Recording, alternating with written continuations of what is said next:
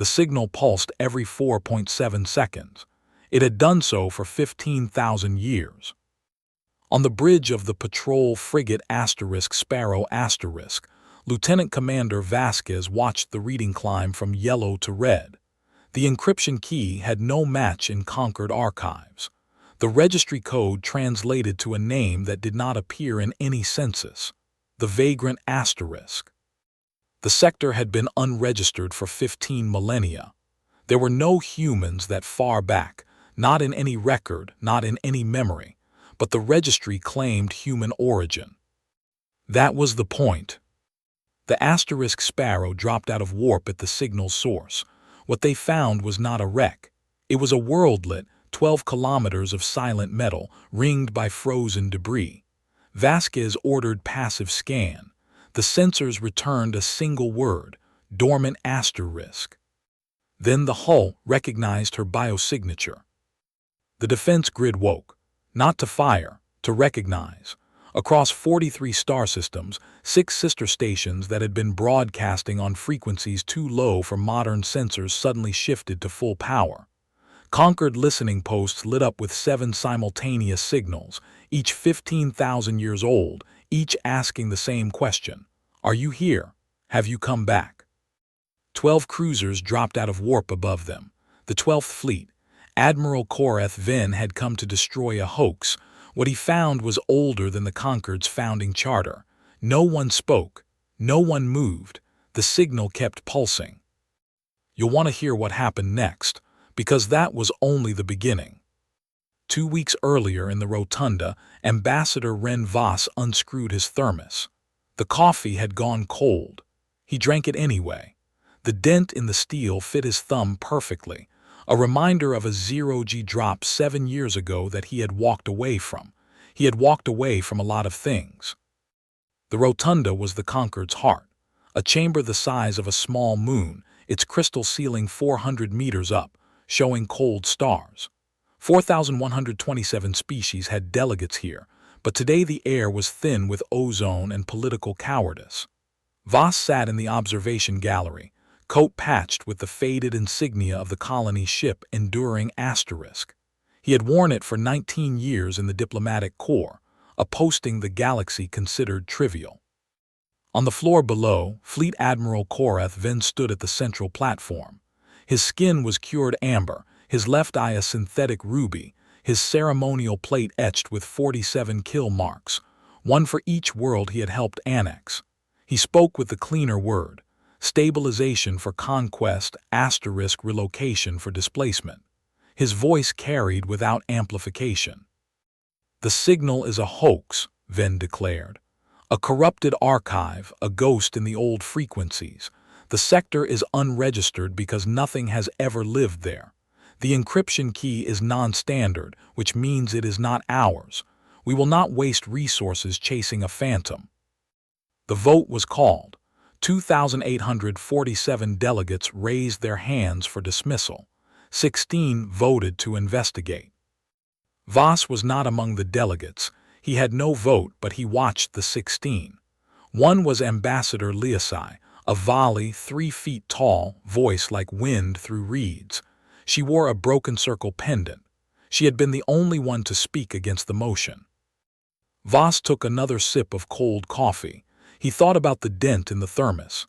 He thought about the asterisk Enduring Asterisk, a ship he had never seen, whose patch he had inherited from his grandfather. The Enduring had been lost. Everyone said so, but Voss had never believed it. That night on the Outer Rim, Lieutenant Commander Vasquez was running her routine patrol. The Sparrow was old, chipped paint, rattling left thruster, 32 crew. She had logged 8 years of routes that no one read. She was supposed to ignore the signal. But it came through on a frequency that the ship's computer flagged as asterisk preconcord asterisk. She called Dr. Yuki Tanaka from her bunk. Tanaka was 61, a xenoarchaeologist who had spent 34 years studying the time before the first assembly. She wore wire-rimmed glasses and adjusted them with 2 fingers before she spoke bad news. "That's not a hoax," Tanaka said, staring at the readout. The timestamp is 15,000 years, 42 days, and 7 hours old. The registry code translates to the vagrant asterisk, and the encryption key, it matches the founding charter's original transmission standard. Vasquez said, the founding charter predates the conquered. Yes, Tanaka said. By 600 years.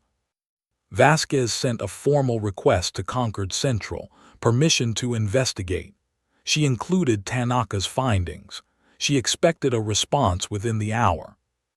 3 hours later, a single line came back from the 12th Fleet. Return to your patrol route. This is an administrative matter. Signed by Admiral Venn. Vasquez read it twice. She did not reply. She did not move. The Sparrow asterisk held position. In the rotunda, Voss received a coded transmission from a Mavari elder, a species so small and frail they were often mistaken for children.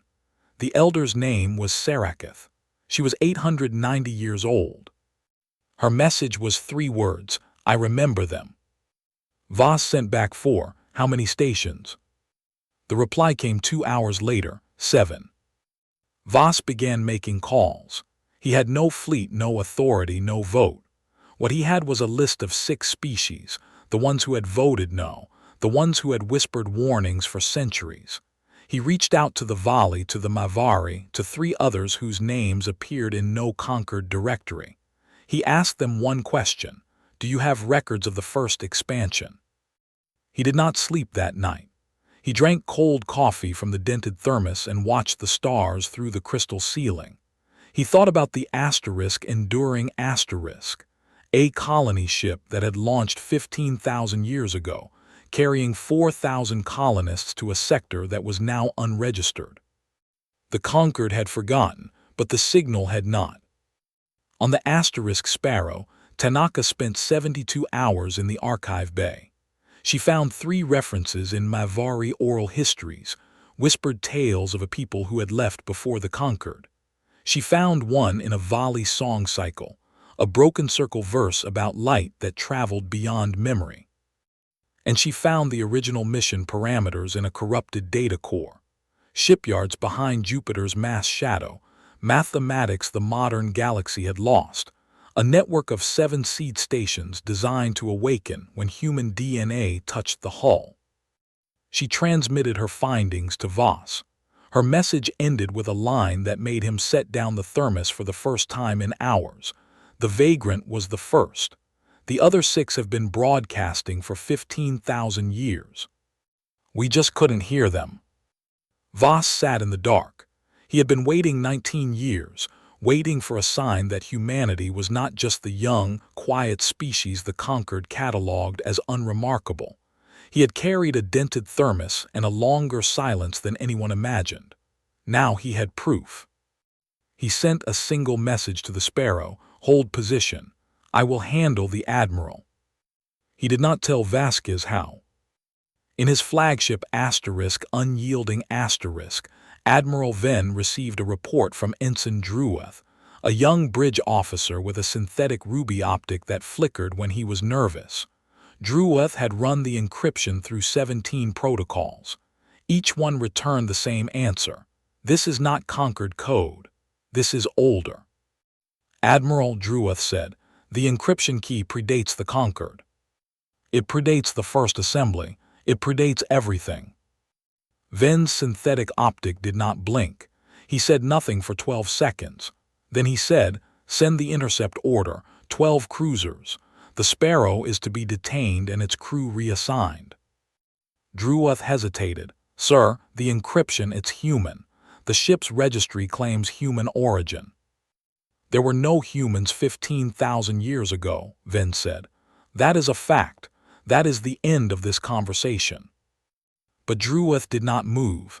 He looked at the readout, then back at his admiral. His optic flickered again.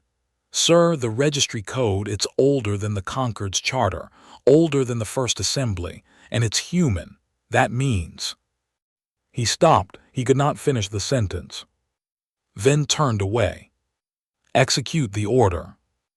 On the asterisk Sparrow, Vasquez received the intercept notice. She read it aloud to Tanaka. Both women sat in silence for a long moment. Then Vasquez said, "We have 72 hours before they arrive." Tanaka adjusted her glasses. 72 hours to do what? Vasquez turned to the helm. She did not have clearance. She did not have permission. She had a frigate with a rattling thruster and a signal that had waited 15,000 years. "We go," she said. "We go now." She sent a final message to Voss. "I'm going. Tell them whatever you need to tell them." In the rotunda, Voss read the message. He stood up. He walked to the observation rail, thermos in hand, and looked up at the crystal ceiling. The stars were cold and endless. Somewhere out there, a seed station was waking. Somewhere, 7 voices were asking if anyone had come back. He thought about the dent in the thermos. He thought about his grandfather who had worn the enduring patch. He thought about the 6 species he had called, the ones who remembered. He sent 6 words to Admiral Ven's flagship. He did not wait for a reply.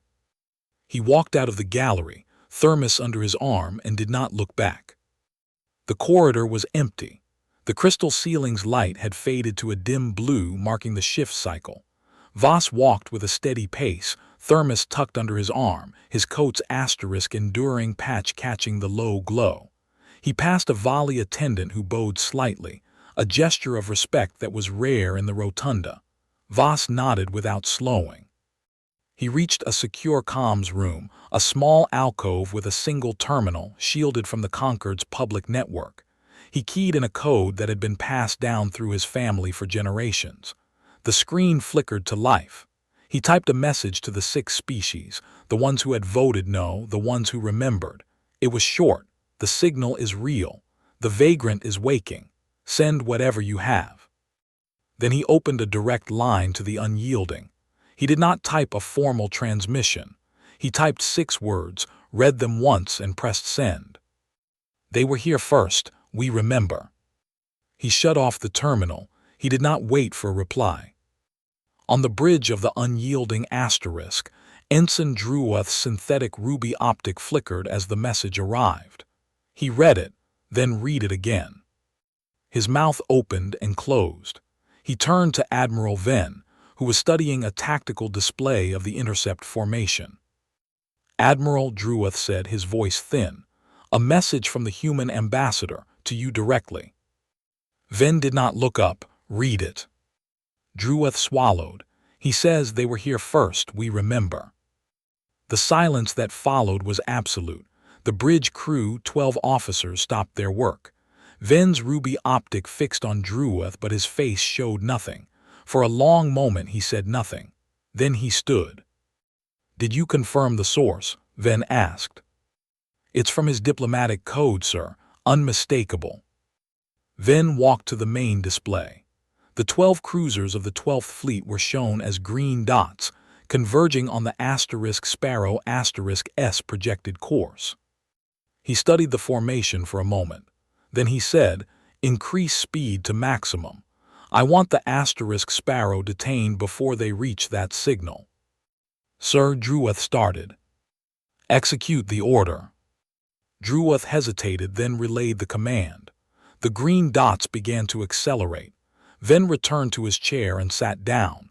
He did not look at the message again, but his hand, resting on the armrest, slowly curled into a fist.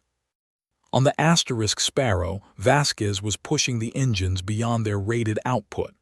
The left thruster rattled in protest, but the ship held. Tanaka stood beside her, tablet in hand, reading the latest data. "Tanaka, tell me something good," Vasquez said. Tanaka adjusted her glasses. "I found a log entry from the Vagrant S original mission. It's in an old Earth language English, but with archaic phrasing." She turned the tablet. "A colonist named Alara wrote it," she said. "We are 7 seeds. We will sleep until our children return. The stations are our memory. The signal is our voice. If you hear this, we are still here." Vasquez stared at the screen. "She wrote that 15,000 years ago. 14,958 years ago, give or take. But yes, all of them, they're still there, in cryo. Tanaka nodded slowly. The log says the cryosystems were designed to last 20,000 years. They had redundancies. They knew the conquered would forget. They knew we would have to come back on our own. Vasquez exhaled. We're not coming back, we're just now showing up. The ship's sensors chirped. A new signal, not the vagrant *S pulse, but a low-frequency broadcast from a different point in the sector. Then another, and another.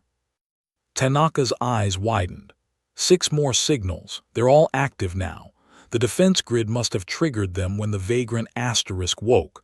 They're broadcasting the same message, are you here? Have you come back? On frequencies we can finally detect. Vasquez looked at the helm. How long until we reach the origin point? At current speed, 6 hours, the helmsman said. And the cruisers? A tactical officer spoke up. They're moving faster than us. They'll intercept in approximately 4 hours. Vasquez was quiet for a moment. Then she said, increase thrust to 110%. I don't care if the thruster falls off. In the rotunda's lower levels, Voss found Ambassador Liasai in her quarters, a small room filled with broken circle symbols and dry reed baskets. She stood on a stool to reach his eye level. Her voice was like wind through reeds. I have sent word to my people, she said. They are preparing a diplomatic vessel, but it will take days to arrive. We don't have days, Voss said. I know, she touched her broken circle pendant. The Vali have always remembered, but memory is not speed. What do you intend to do, Ambassador? Voss set his thermos on her table. The dent faced upward. I intend to show the conquered that its oldest dismissal was its greatest mistake. The vagrant * is not a hoax. It is the proof that humanity had an empire before the conquered was born. And that empire... He paused. That empire never stopped waiting. Liasai studied him. You are not asking for permission. You are already acting. Yes. Then I will help you, but you must understand when the truth comes, the conquered will not simply accept it. They will fight it. With votes, with fleets, with laws. Are you ready for that? Voss picked up the thermos. I've been ready for 19 years. 4 hours later, the Sparrow was minutes from the signal's origin. The left thruster was smoking, but they were almost there. The tactical display showed the 12 cruisers closing fast. They would arrive less than a minute after the Sparrow *. Vasquez keyed the ship-wide intercom. All hands brace for possible contact. We are entering the signal zone. Tanaka was at her station, scanning the growing shape on the forward viewport. I see it. It's enormous, 12 kilometers long, a mobile worldlet. The hull is covered in frozen debris, but the structure is intact, and the energy signature is rising. It's waking up. Vasquez's hand hovered over the comms. Open a channel. Broadcast our identification. Human Patrol Frigate * Sparrow *, Lieutenant Commander Vasquez commanding. The channel opened. For a moment there was only static. Then a voice, ancient, crackling, speaking in a dialect of English that was almost impossible to parse, said, Who is there? Have you come to wake us? Vasquez looked at Tanaka.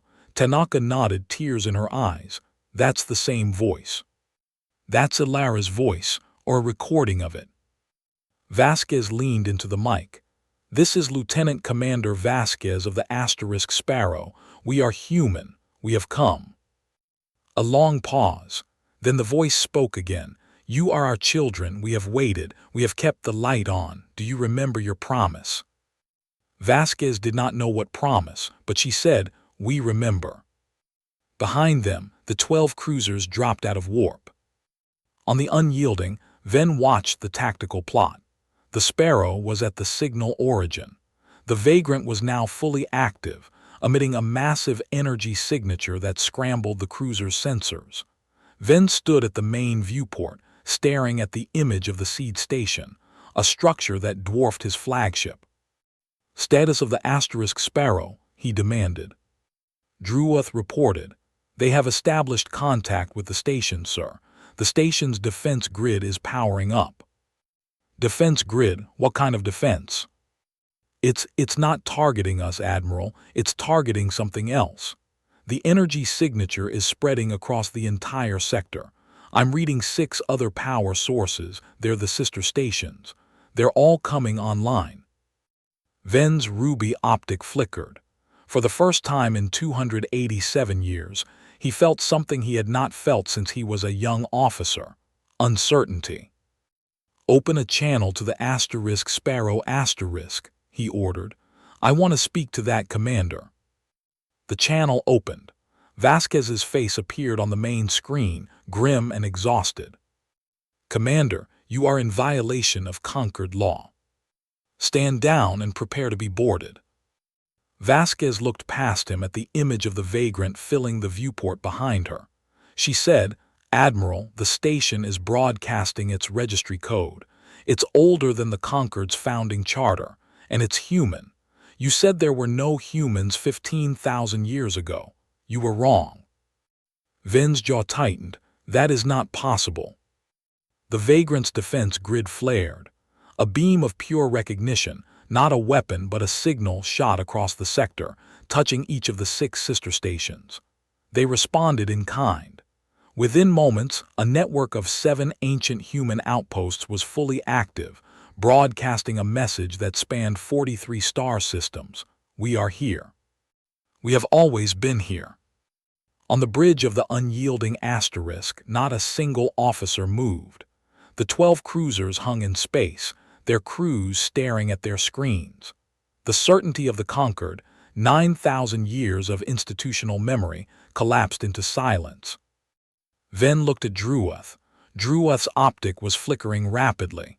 He opened his mouth to speak, but no words came. Then the Sparrow sent a final transmission to the fleet. Admiral, you have 12 cruisers. We have 7 stations, 3,847 sleeping colonists, and a truth you cannot erase. What do you want to do now? Ven did not answer. He could not. The message repeated every few seconds. 15,000 years of waiting, and the only thing the station had ever asked was whether anyone remembered. And someone had. The defense grid fired again. It did not target the cruisers. It hit the comms relay. The unyielding asterisk S long-range array went dark, and Admiral Ven's fleet lost contact with Concord Central. Ensign Druoth's hands flew across the console. The station is overriding our frequencies, Admiral. We're jammed. Ven's ruby optic burned. Kill it. I can't, sir. The encryption, it's not a weapon. It's a handshake protocol. The station is trying to verify our identity. Verify what? Druoth stared at the screen. It's asking if we are the ones it was waiting for.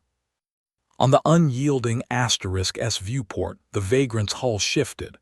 Panels that had been dark for millennia opened, revealing light. The seed station was not just waking, it was listening. A light transport, barely bigger than a shuttle, carried Voss and Leasai toward the vagrant's docking bay. Voss had borrowed it from a Mavari trader. The trader had asked no questions. Leasai sat strapped into the co-pilot seat, her small frame barely reaching the viewport. You are certain this will work? No, Voss said, but we don't have time to be uncertain. He reached into his coat and pulled out the thermos. He held it for a moment, feeling the dent under his thumb. Then he twisted the base counterclockwise. The bottom of the thermos popped open. A chip the size of his thumbnail clicked out. Leasai's eyes widened. That is a first-cycle data chip. Where did you get it? My grandfather, Voss said. He was a historian. He studied the old records. Before he died, he told me to keep this. He said it was a spare key. I never knew what for. He turned the chip over. It was etched with a symbol, the same broken circle the Vali wore, but whole. Leasai touched her pendant. That is the seal of the 7 seeds. It is the oldest Vali symbol. We thought it was only a legend. Voss inserted the chip into the transport's auxiliary reader. The screen flickered. then displayed a single line of text: Settlement Protocols, authorized by the Vagrant Council. Legend is just memory that outlived the witnesses, Voss said. 15,000 years is a long time to be forgotten, but it's not long enough to erase a key. On the Sparrow Tanaka's console lit up with a cascade of data. She adjusted her glasses, reading furiously. Vasquez stood behind her, watching the readings. "What is it?" Vasquez asked. "The sister stations," Tanaka said. "They're not just broadcasting a greeting, they're broadcasting a code, a timing sequence." "For what?" Tanaka scrolled down. "It's a response window. The network is waiting for formal acknowledgement, an official declaration from the conquered that this sector and its inhabitants are recognized as a sovereign entity." "How long do we have?" Tanaka's face went pale. "The transmission says 12 hours. After that, the network goes into failsafe." "What does failsafe mean?" Tanaka read the next line aloud. "If no acknowledgement is received, the network will assume the mission is lost and initiate emergency protocols. These protocols include the broadcast of the original founding charter to all conquered systems, and the shutdown of the Conquered's navigation beacon network." Vasquez stared at her. "They can do that, they can shut down the beacons." "The Conquered's nav system is built on old human technology," Tanaka said. "They adapted it, but they never rewrote the core code. The Vagrant's network has the root access. If it shuts down the beacons, every ship in Conquered space loses its bearings. 1,000 years of trade, military movement, colonization, all of it would freeze." Vasquez was silent for a moment, then she keyed the comms. "Voss, are you reading this?" A crackling reply came back. "Reading it. I'm almost at the docking bay." "What do we do?" Voss's voice was calm. "We get inside. We find a way to stop the failsafe, and we make sure the Conquered hears the truth before it's too late." On the unyielding Ven's tactical officers were struggling to restore communications. The jam was partial now. They could receive, but not send. Druoth was monitoring the Vagrant's transmissions.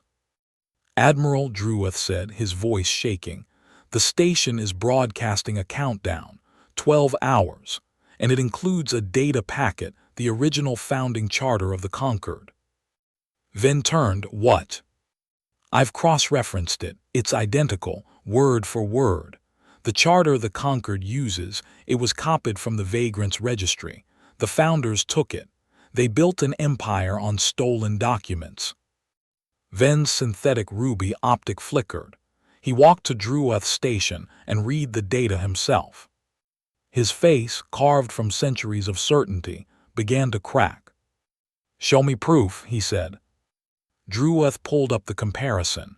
"The encryption key, the language structure, the legal phrasing, it's all older than the first assembly. It predates the founders. They did not write this. They found it." Ven stood motionless. His 287 years of conquest, his 47 Killmark etchings, his entire belief system, it had been built on a borrowed lie. He opened his mouth to speak, but no sound came. A hologram flickered to life on the Sparrow S bridge. It was Saraketh, the Mavari elder, her translucent skin silver-threaded, her ancient eyes filled with something that looked like grief. "Lieutenant Commander," she said, her voice like rustling leaves, "you have heard the countdown. You have seen the truth. The Conquered does not know, but it will learn. The failsafe was designed by the humans who left. They knew the Conquered would try to erase them, so they made the truth undeniable. If no one acknowledges them within 12 hours, the network will broadcast the original charter to every system and shut down the beacons." "Can we stop it?" Vasquez asked. "Only from the inside. The Vagrant's council chamber holds the override key. It requires a human biosignature and the seal of the 7 seeds. Your ambassador Voss carries both." Vasquez looked at the transport's approach vector. "He's going to make it." He must, Saraketh said, because if he does not, the galaxy will collapse into silence. Voss's transport clanged against the Vagrant's docking clamp. The bay doors groaned open, ancient hydraulics hissing. Voss stood, thermos in hand, chip in his pocket. Liasai followed him, her small feet barely keeping pace. The interior was cold. The air smelled of recycled oxygen and something else, old metal, old hope. The corridors were wide, designed for thousands of colonists moving in dormancy. Emergency lights flickered along the walls, guiding them forward. Voss walked with purpose. He had waited 19 years for a sign that humanity's past was not just a footnote. He had carried a dented thermos through diplomatic meetings, through dismissive glances, through the long silence of a galaxy that had forgotten. He stopped in front of a massive door. It was etched with the 7 seed symbol, 7 circles arranged in a ring, one for each station. In the center was a small indentation. Liasai looked at it, that shape. Voss looked at the dent in his thermos, the exact same size, the exact same curve. He had dropped the thermos 7 years ago in a zero-G evacuation. He had always assumed the dent was accidental. Now he knew better. "Stand back," he said. He pressed the thermos's dent against the door's indentation. It fit perfectly. A moment of silence, then the door's locks released with a deep, resonant thud. The door slid open. Voss stood in the dim blue light. Beyond the door was a vast chamber, filled with rows upon rows of cryopods, 3,847 sleepers. Each one had waited 15,000 years for a voice to say their name. Liasai stepped up beside him. "They are alive." "Life support is active," Voss said, reading a console near the entrance. "The power grid is holding. They're still asleep." "Can they wake?" "There's a protocol. It requires an activation code from the council chamber." Voss looked across the chamber to a secondary door at the far end. "That's where I need to go." He started walking. Liasai followed. Behind them, a screen on the wall flickered to life. It showed the countdown. 10 hours, 43 minutes remained. Voss moved faster. On the unyielding asterisk, Ven stared at the proof on his screen. The stolen charter, the copied language. The truth that his entire career had been a monument to someone else's forgotten achievement. Drueth spoke quietly. "Admiral, what are your orders?" Ven did not answer. His synthetic optic had stopped flickering. It was fixed, unmoving like a dead star.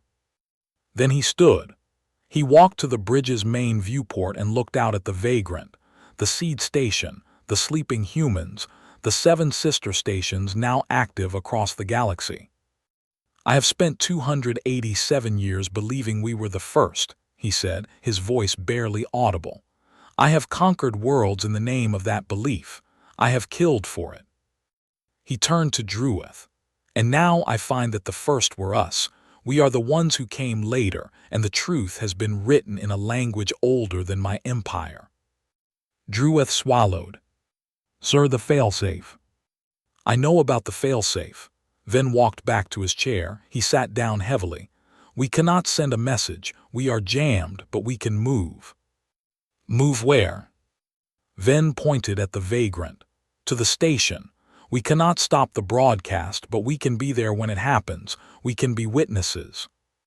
"That will be seen as an act of war, Admiral." Ven looked at his own hands, hands that had signed annexations, hands that had given the order to fire. "I have been making war on a lie for a century. I think it is time I saw the truth face to face." He gave the order. The unyielding began its approach toward the Vagrant. In the council chamber, Voss found a central pedestal. It was dust-free, maintained by automated systems that had never stopped working. A screen displayed the countdown, 10 hours, 12 minutes. Liasai pointed to a small slot, the chip. Voss inserted the chip. The console lit up. A voice, the same voice they had heard on the **Sparrow**, spoke through the chamber's speakers. Activation protocol recognized. Would you like to wake the sleepers? Voss's hand hovered over the button. He thought of his grandfather who had worn the enduring patch, who had given him the thermos, who had never explained why. He thought of 3,847 humans who had trusted their future to a signal that would outlast them. Not yet, Voss said. First, I need to stop the failsafe. Override requires a council vote, the system replied. There are no council members present, cannot proceed. Voss looked at Liasai. What do we do? Liasai stepped forward. Her small voice carried. I am Ambassador Liasai of the Valley. I represent a species that has remembered the truth for 15,000 years. I request emergency override authority on behalf of the original colonists. The system paused. Then it said, Valley designation recognized. Emergency override granted. Failsafe can be suspended, but only temporarily. A permanent solution requires formal acknowledgement from the conquered. How long is temporary? 48 hours. Voss exhaled. Suspended now. The countdown on the screen froze. A single word appeared, acknowledgement pending. Voss stood back. He had bought them 2 days. 2 days to make the conquered accept the truth. He looked at the cryobay behind him. 3,847 sleeping colonists, waiting for a world that had forgotten them. And somewhere out there, 7 stations still broadcasting the same question. Are you here? Have you come back? He thought of the dent in his thermos, the key that had unlocked a door older than empire. And he spoke the words he had been carrying for 19 years. We are here, we have come back. The chamber held its silence. The cryopods glowed softly in the dark, and somewhere far away, Admiral Ven's flagship was heading toward them, not to destroy but to see. The truth had outlasted everything. Now it was time for the galaxy to listen. The unyielding docked with a jarring clang that echoed through the vagrant's hull. Admiral Ven stepped through the airlock alone, his ceremonial plate catching the dim blue light, his 47 kill mark etchings looking like scratches on an old wall. He had left his sidearms on the bridge. He found Voss waiting in the corridor outside the council chamber. The 2 men stood facing each other, one in human diplomatic coat, one in Zorvani conqueror's plate. Neither spoke for a long moment. Then Ven said, The charter is stolen. Yes, Voss said. I have spent my life enforcing a lie. Yes. Ven looked past him through the open door at the rows of cryopods. He counted them, rows and rows of sleeping humans, waiting 15,000 years. He had never seen something so quiet that carried so much weight. Why didn't they tell us? Ven asked. Why didn't the founders say where they got the charter? Voss answered, because they wanted to be the first. They wanted to erase what came before. They knew if the galaxy learned there was a civilization older than the conquered, their power would collapse, so they buried it. They called the human seed stations a hoax. They made the sector unregistered. They forgot on purpose. Ven's synthetic ruby optic dimmed, and now the truth is out. The network is broadcasting. The countdown is paused, but it won't stay that way forever. We have 48 hours to get formal acknowledgement from the conquered, or the failsafe goes active. You want me to acknowledge it? I want you to tell the truth. Voss pulled the thermos from his coat. That's all anyone ever wanted. Back on the unyielding asterisk, Druoth was trying to restore communications. The vagrant's jamming field had partially lifted, leaving a narrow window for transmission. He patched through to the rotunda. The rotunda was in chaos. Delegates argued across language barriers. The 6 sister stations' signals were flooding every receiver. Liasai's holographic transmission, now linked to the asterisk Sparrow, showed the vagrant's interior. The cryopods, the 3,847 sleepers, the proof of human priority. But the conquered council had no legal precedent for this. They had never acknowledged a civilization older than themselves. The vote would take days. They had hours. Voss knew this. He stood beside Ven in the council chamber, watching the timer on the screen. 47 hours, 21 minutes. "We need a solution," Voss said. Ven stared at the timer. "The council will take a week to decide. They will argue about jurisdiction. They will form committees. They will die," Voss offered. "Worse, they will let the failsafe trigger out of indecision." Ven turned to him. "You have a chip that opens doors. Do you have a chip that rewrites laws?" "No." "Then we do it ourselves. The Concord Charter has a provision for emergency acknowledgement by a flag officer of the fleet, in the presence of a representative of the affected party." Voss looked at him. "You're a flag officer." Ven's face showed no emotion. "I am the ranking officer of the 12th Fleet. And you are a representative of the affected party. I can issue the acknowledgement. It will be valid until the council votes. And when they vote, then the truth will already be on record. If they vote against it, they will have to explain why they erased their own founding document." Voss nodded slowly. "Do it." Ven stepped forward to the council chamber's console. He placed his palm on the biometric reader. The system scanned his identity, Admiral Korath Ven, 12th Pacification Fleet. He spoke into the microphone. "I, Admiral Korath Ven, hereby acknowledge the sovereignty of the Seven Seeds, represented by the human vessel the Vagrant and its colonists. The Concord's founding charter is derived from their original registry. They were here first. We are their successors. This acknowledgement is entered into the official record." The console beeped. The screen changed. Acknowledgement received. Failsafe deactivated. All sister stations notified. Voss let out a breath he didn't know he'd been holding. "That was the right thing," he said. Ven looked at him. It was the only thing. The cryobay hummed with activity.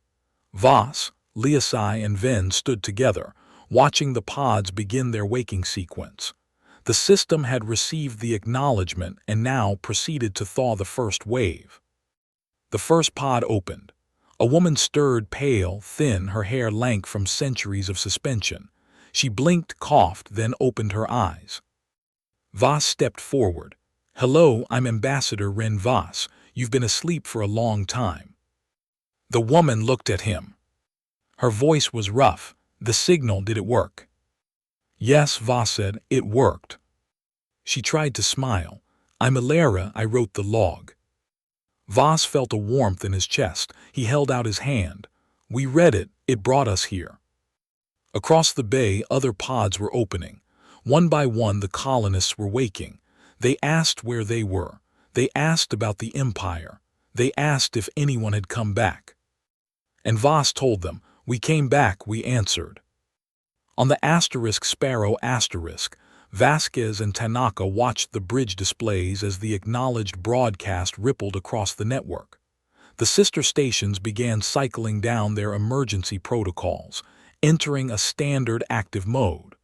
The navigation beacons, still online, remained unaffected. Tanaka adjusted her glasses. "It's done. The failsafe is dead." Vasquez sagged into her seat. "How many?" "How many what?" "Waking, how many are waking?" Tanaka checked the data. "All 3,847. They'll all be awake within the hour. The medical systems are online. They've waited 15,000 years. They can wait a little longer." Vasquez looked at the unyielding on the tactical display. "I still can't believe he did that." "Who, Ven?" "Yes, he's been trying to kill us for days, and then he just flipped." Tanaka looked at her. He saw the truth. He had to choose, and I think he chose the only thing that would let him live with himself. Vasquez was quiet. Then she said, "Open a channel to the unyielding asterisk, personal." The channel opened. Ven's face appeared older than she remembered. She said, "Admiral." My name is Vasquez. Lieutenant Commander, I just wanted to say, thank you.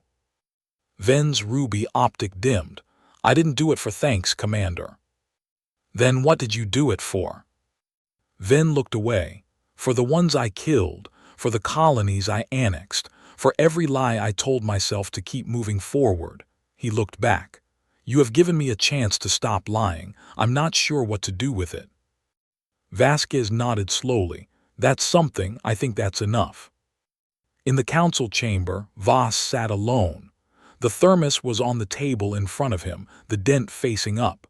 He had set it there after the colonists began waking. He hadn't touched it since.